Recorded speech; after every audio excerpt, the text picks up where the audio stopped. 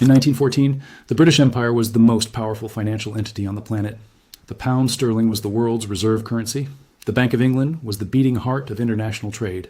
London's financial district processed more capital than any city in human history. Britain's national debt sat at a manageable £651 million, and the country had been steadily paying it down for over a decade. The empire looked eternal, unshakable, invincible. 3 years later, that empire was on the verge of total financial collapse. By 1917, Britain's national debt had exploded to nearly £7.2 billion, an increase of more than 1,000% in just 36 months. The government was spending £2.7 billion per year on the war effort while only collecting around $700 million in tax revenue. The shortfall in a single year was double the entire national debt before the war had even started. Britain's overdraft with the American banking house of J.P. Morgan had ballooned to nearly $400 million. The country had burned through its gold reserves, liquidated a quarter of its overseas assets, and was borrowing at a pace that made seasoned Treasury officials physically ill with anxiety. On at least 2 separate occasions, at the end of June and again at the end of July in 1917, Britain came within hours of defaulting on its obligations. Hours. The mightiest empire the world had ever seen was counting coins like a shopkeeper on the edge of bankruptcy. And it was in this precise moment of existential financial desperation that something extraordinary happened. On the 2nd of November, 1917, British Foreign Secretary Arthur James Balfour sat down and wrote a 67-word letter. It was addressed not to a head of state, not to a military commander, not to a parliamentary leader, but to a banker. Lord Lionel Walter Rothschild, the second Baron Rothschild of Tring, a man whose family name was synonymous with the most powerful private banking dynasty in European history. That letter promised British support for the establishment of a national home for the Jewish people in Palestine, a territory that Britain did not own, did not control, and had already promised to at least 2 other parties in 2 separate and contradictory agreements. This is the story that most people are never told about the Balfour Declaration. Not the sanitized diplomatic version, not the simplified textbook paragraph. The full, uncomfortable, meticulously documented story of how a bankrupt empire traded land it did not possess in exchange for financial leverage, political influence, and strategic positioning in a war it could not afford to lose. A story where chemistry, banking, secret diplomacy, and imperial desperation collided to reshape the Middle East in ways that still define the geopolitics of the 21st century. To understand how Britain ended up writing that letter, you have to understand just how catastrophically expensive the First World War actually was. Before 1914, the British government spent about £72.5 million per year on defense, roughly 3% of its entire economic output. That was manageable. That was sustainable. That was the cost of maintaining the largest navy in the world and policing a global empire. But when the guns of August started firing, everything changed overnight. By the fiscal year of 1914 to 1915, defense spending had already leapt to £437.5 million, nearly 15% of the entire economy. By the following year, it had surged past £1.4 billion, consuming more than 40% of everything the country produced. And it stayed there, year after year, an unrelenting hemorrhage of money pouring into trenches, shells, ships, and the sprawling logistics of industrialized slaughter. Government spending overall rose 12-fold compared to pre-war levels. Tax revenues quadrupled during the war years, but expenses grew at 3 times that rate. The math was devastating, and it was inescapable. Now Britain had always prided itself on its financial sophistication. This was a nation that had invented modern government borrowing, that had funded the Napoleonic Wars through bond issuances, that had built an empire on the back of sound credit.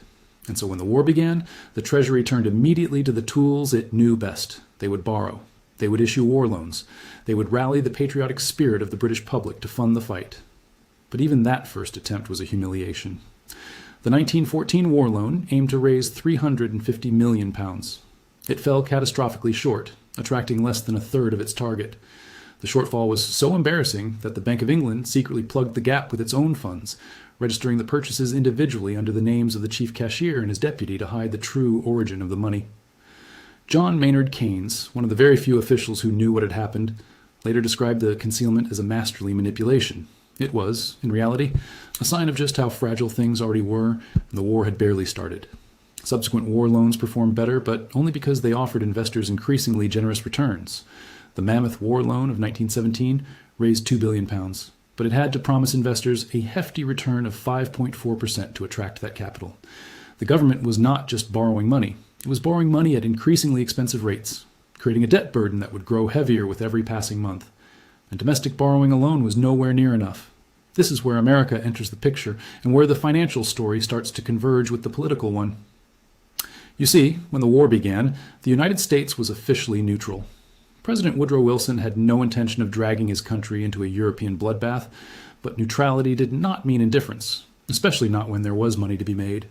The banking house of J.P. Morgan and Company was appointed as Britain's exclusive purchasing agent in the United States, and from 1915 onward, Morgan and its subsidiaries bought more than $3 billion worth of goods on behalf of the Allied powers. Everything from ammunition to grain to raw materials from munitions factories flowed across the Atlantic, paid for with British credit, brokered through Morgan's offices on Wall Street. By 1917, the Morgan financial operation was carrying nearly $500 million worth of British debt on its own books. A study conducted by the British Treasury Department in 1916 had already reached a chilling conclusion. Britain was entirely dependent on the United States for the financial ability to conduct the war. Without American financing, Britain would have exhausted its reserves of gold and securities by 1917.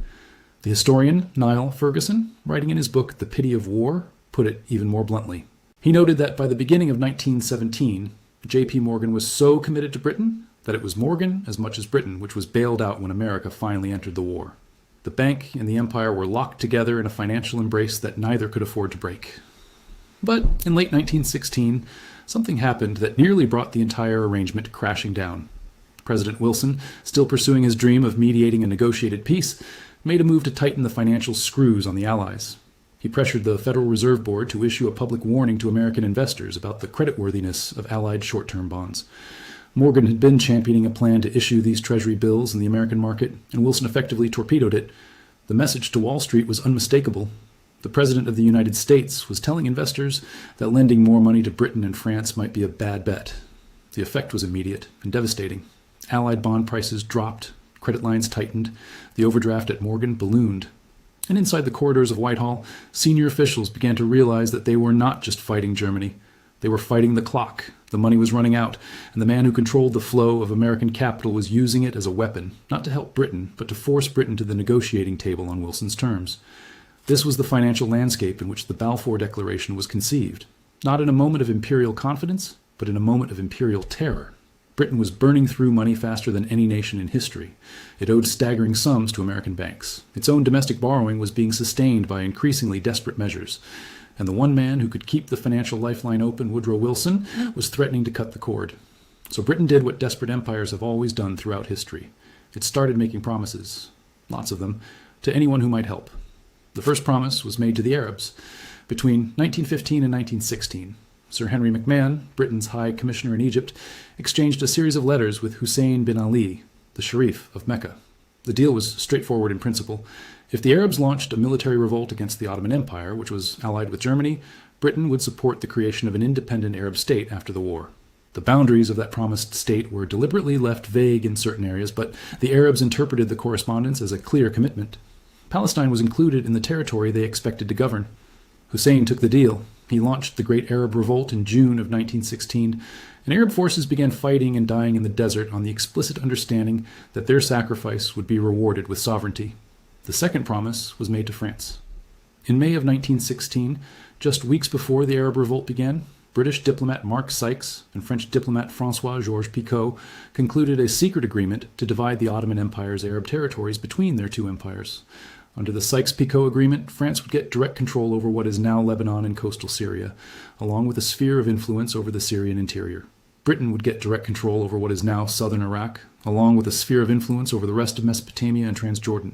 As for Palestine, the two powers could not agree on who should have it, so they proposed placing it under some form of international administration, the details of which were never actually worked out. The critical point is this. The territory that McMahon had implied would be part of an independent Arab state was now being carved up between two European empires in a secret deal, and Hussein was never told. When rumors of the Sykes-Picot agreement reached him in 1917, the British government issued outright denials, assuring him that the reports were Ottoman propaganda designed to fracture the alliance.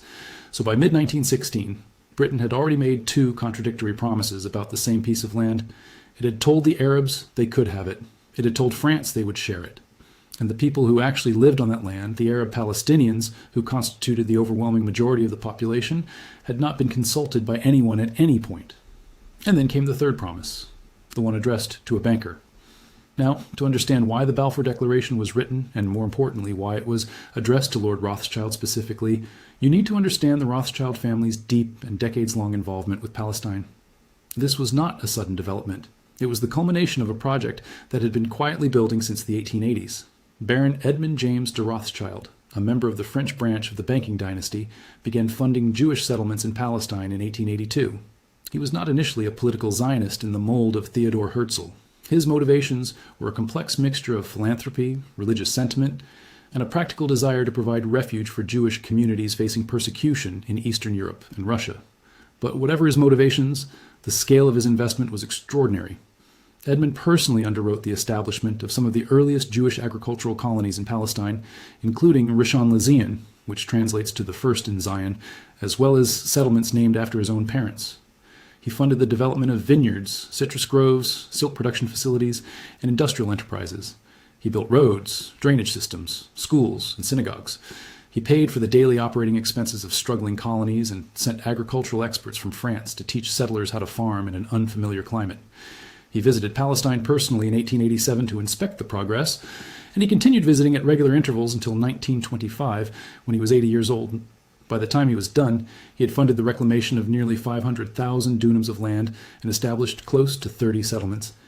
In 1899, Edmund transferred title to his Palestinian colonies, along with 15 million francs, to the Jewish Colonization Association, a body that had been founded in 1891. And in 1924, the JCA branch dealing with colonies in Palestine was reorganized under Edmund's direction as the Palestine Jewish Colonization Association, or PICA, with his son James de Rothschild appointed as president for life. PICA went on to acquire more than 125,000 acres of land in Palestine, becoming the single largest Jewish landowner in the territory. The Rothschild family was not simply writing checks. They were building infrastructure. They were creating facts on the ground. They were establishing a physical and economic foundation for a Jewish presence in Palestine that predated the Balfour Declaration by more than 3 decades. And this is crucial context, because when Arthur Balfour addressed his letter to Lord Walter Rothschild in 1917, he was not writing to a random dignitary. He was writing to the figurehead of a family that had already invested millions into the very project the Declaration was endorsing. The Rothschilds were not passive recipients of a British promise. They were active participants in the enterprise, and they had been for a very long time. But the Rothschild connection was only one thread in the web. There was another figure whose influence was arguably even more direct, and his leverage came not from money, but from chemistry. Chaim Weizmann was born in 1874 in a small town in what is now Belarus, then part of the Russian Empire's Pale of Settlement. He was brilliant, driven, and consumed by 2 passions that he openly described as inseparable: Zionism and chemistry. After studying in Germany and Switzerland, he moved to England in 1904 and became a biochemistry lecturer at the University of Manchester. He quickly established himself as a leader among British Zionists, but it was his scientific work, not his political activism, that gave him the access he needed to change history. In 1912, Weizmann discovered a way to produce acetone through bacterial fermentation of starch from cereal grains. The process used a bacterium called Clostridium acetobutylicum, and it converted ordinary cornstarch into industrial quantities of acetone and butyl alcohol. Under normal circumstances, this would have been an interesting but unremarkable contribution to industrial chemistry, but these were not normal circumstances. Acetone was a critical ingredient in the production of cordite, the smokeless propellant used in virtually every shell and bullet fired by the British military. Before the war, Britain had obtained its acetone from calcium acetate imported from Germany. For obvious reasons, that supply line was no longer available once the fighting started.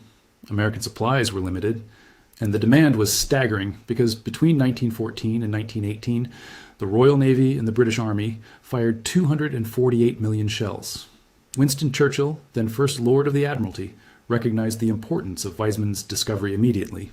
In May of 1915, after Weizmann demonstrated that his process could convert 100 tons of grain into 12 tons of acetone, the government commandeered brewing and distillery equipment across the country. Factories were built at Holton Heath in Dorset and King's Lynn in Norfolk, specifically to utilize the Weizmann process. Together, these facilities produced more than 90,000 gallons of acetone per year. And when corn supplies ran short, the government launched a national collection of horse chestnuts to provide additional starch for fermentation. It sounds almost absurd, school children gathering chestnuts to feed a chemical process invented by a Zionist chemist to make explosives for a war that was bankrupting the empire. But that was the reality. Weizmann's contribution to the British war effort was enormous, and it earned him something that no amount of lobbying or petitioning could have purchased on its own: personal relationships with the most powerful men in Britain. He worked directly with Churchill. He developed a close friendship with Arthur Balfour. And most importantly, he forged a bond with David Lloyd George, who became Prime Minister in December of 1916. Lloyd George later wrote in his autobiography that the Balfour Declaration was offered to Weizmann as a reward for his contribution to the war effort. When Balfour reportedly asked Weizmann what he wished to receive in return for his service, Weizmann is said to have answered with disarming simplicity. "There is only one thing I want," he said, "a national home for my people." Now, many historians have cautioned against taking this anecdote too literally. The Balfour Declaration was not a personal gift from a grateful government to a helpful chemist. The decision involved months of cabinet debate, competing internal factions, and careful strategic calculation. But the anecdote reveals something important nonetheless. Weizmann's wartime work did not merely give him access to power. It gave him credibility. It made him a trusted insider. It allowed him to make the Zionist case directly to the men who held the pen, at a moment when those men were desperate enough to listen, and desperate they were. Because by the autumn of 1917, the war was going badly on almost every front. The Western Front was a murderous stalemate. Russia was collapsing into revolution, which meant that the Eastern Front was about to disappear entirely, freeing up dozens of German divisions to reinforce the West. The French army had mutinied earlier that year and was barely holding together. Unrestricted German submarine warfare was sinking Allied shipping at an alarming rate, and the money was running out. Always, the money was running out. America had officially entered the war in April of 1917, which provided some financial relief, an initial advance of $250 million, with congressional approval pending for up to $3 billion in loans. But even this was complicated. The U.S. Treasury Secretary, William McAdoo, proposed that no funds from congressionally approved Liberty loans should be used to prop up the pound sterling or help London repay its massive overdraft with J.P. Morgan. This put Britain under terrible pressure. It meant that American entry into the war did not immediately solve the financial crisis. It merely changed the shape of it. In this context, the British War Cabinet was looking for every possible advantage, every alliance, every lever, every card they could play. And the Zionist movement, small as it was, offered something that the desperate men in Whitehall found deeply attractive: influence. Now, this requires careful and honest explanation, because the territory here is sensitive and has been distorted by conspiracy theories for over a century. The British government in 1917 operated under a set of assumptions about Jewish influence that were, to put it plainly, wildly exaggerated and rooted in anti-Semitic stereotypes. Many British officials believed that Jewish financiers and political figures wielded disproportionate influence in two countries that mattered enormously to the war effort: the United States and Russia. In the United States, the hope was that a pro-Zionist declaration would galvanize American Jewish opinion in favor of the war, strengthening public support for continued American financial and military commitment at a moment when that commitment was far from guaranteed. In Russia, where the new revolutionary government was threatening to pull out of the war entirely, the hope was that Russian Jews, who were believed to be influential in the revolutionary movement, might be persuaded to support continued Russian participation on the Allied side if Britain endorsed Zionist aspirations. These assumptions were largely wrong. American Jewish opinion was divided on Zionism, and Russian Jews had far less influence over the Bolsheviks than British officials imagined. But the assumptions shaped policy nonetheless. What was not imaginary, however, was the financial and institutional infrastructure that the Rothschild family and other wealthy Jewish financiers had built over decades. The Rothschilds were among the most important banking families in European history. They had financed wars and governments for more than a century. They had helped Britain purchase its controlling share of the Suez Canal in 1875, providing the British government with £4 million on extremely short notice to secure the deal. They had invested millions in South African diamond and gold mines. They held governing shares in major banking institutions. Their influence, while often exaggerated by conspiratorial thinking, was real and substantial, and that influence was now being channeled toward a specific political objective. The Balfour Declaration did not emerge from a vacuum of idealism. It emerged from a convergence of interests. Britain needed financial support, American engagement, and strategic positioning in the post-war Middle East. The Zionist movement needed state-level endorsement of its aspirations. The Rothschild family and other wealthy supporters had been building the physical and economic infrastructure for a Jewish presence in Palestine for decades, and Chaim Weizmann had personal access to the men who would make the final decision.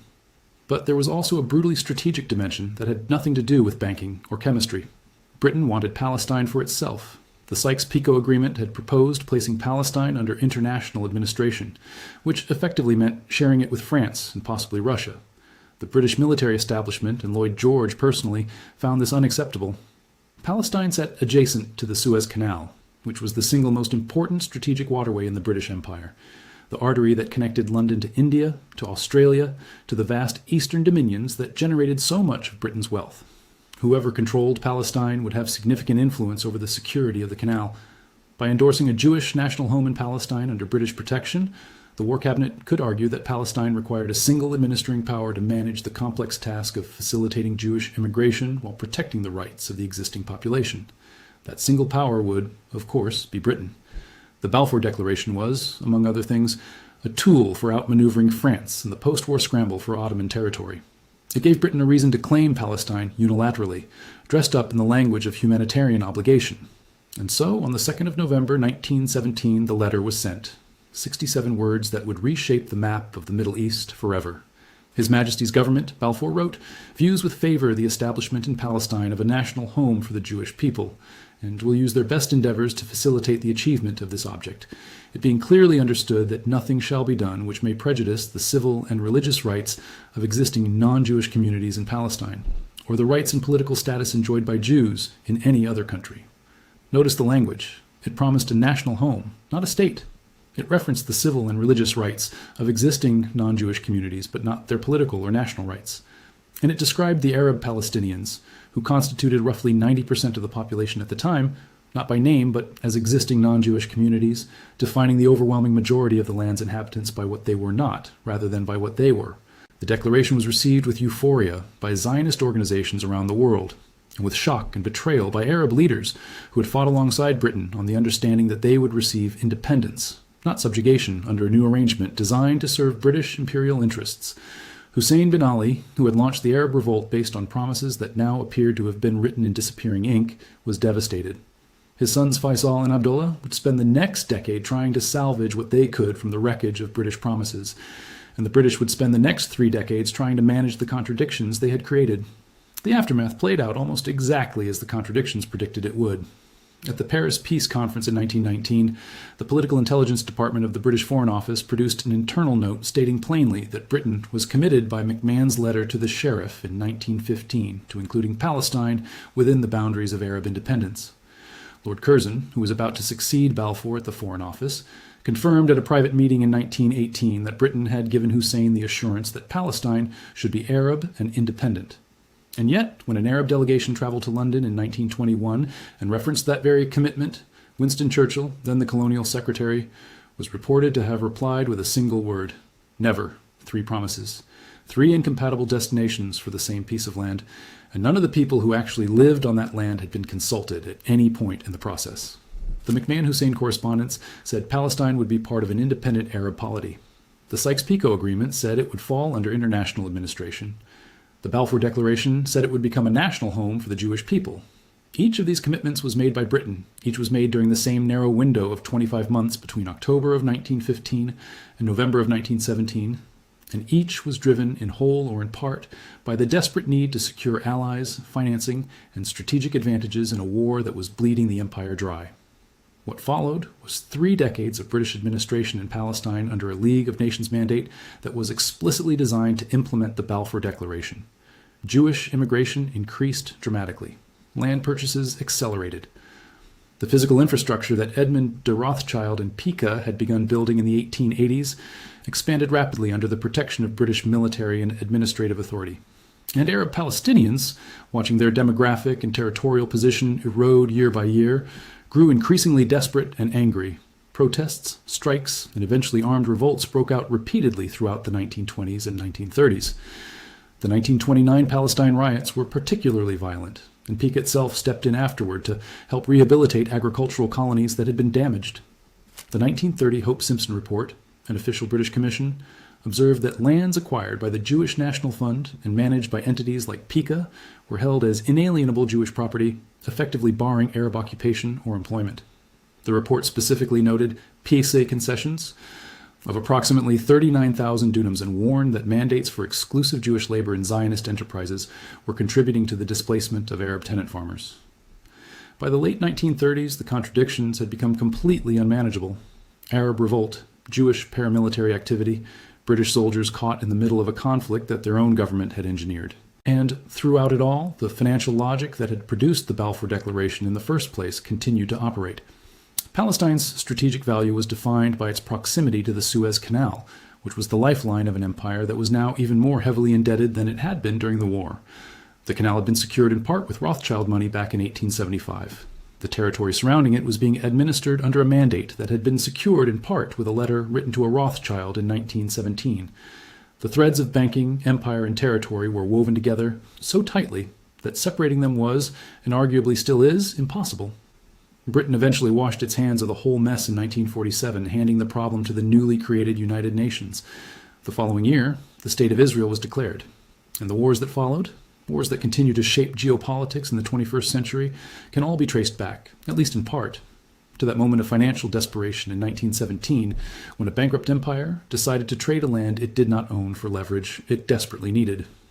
Now, some important caveats are necessary here because this is a subject that has been distorted by conspiracy theories and anti-Semitic narratives for over a century, and intellectual honesty demands clarity about what the evidence actually shows. The Balfour Declaration was not a simple transaction. It was not a case where one family wrote a check and received a country in return. The motivations behind it were multiple and overlapping. Genuine sympathy for Zionist aspirations existed among some British officials, including Balfour himself, who had long been interested in the question of Jewish nationhood. Strategic calculations about the post-war Middle East played a major role. The desire to outmaneuver France and Palestine was significant. Exaggerated beliefs about Jewish influence in America and Russia shaped the thinking of the War Cabinet. And yes, the financial crisis of 1917 created an atmosphere of desperation in which Britain was willing to make promises it might not have made under less extreme circumstances.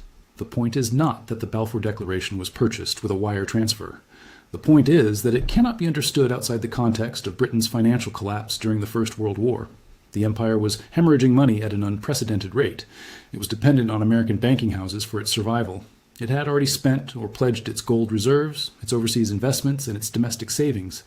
And in that environment of existential financial stress, it made 3 incompatible promises about the same piece of territory, each designed to secure a different form of support from a different group of people, with no serious thought given to how those promises could ever be reconciled. The consequences of those promises are still being lived out today. Every ceasefire negotiation, every border dispute, every debate at the United Nations Security Council about the status of Jerusalem or the rights of Palestinian refugees carries within it the DNA of decisions made in London in 1917 by men who were terrified that their empire was about to go bankrupt. And maybe the most unsettling part of this entire story is how unremarkable it really is. Not the specific details, but the pattern. Empires in crisis make desperate deals. They promise things they cannot deliver. They trade the futures of people they will never meet in exchange for short-term advantages they need right now. They dress up transactions in the language of idealism and humanitarianism, while the actual machinery underneath runs on money, leverage, and strategic calculation.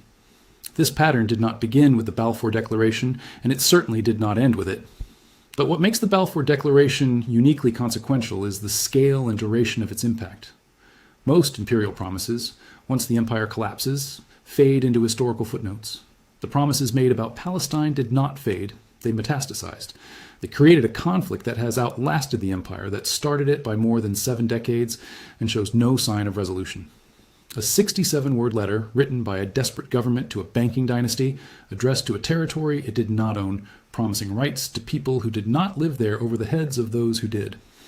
And 100+ years later, the world is still trying to figure out what to do about it. That is the Balfour Declaration. Not a noble statement of humanitarian principle, not a cynical banking transaction, something messier, more human, and more dangerous than either of those simple narratives.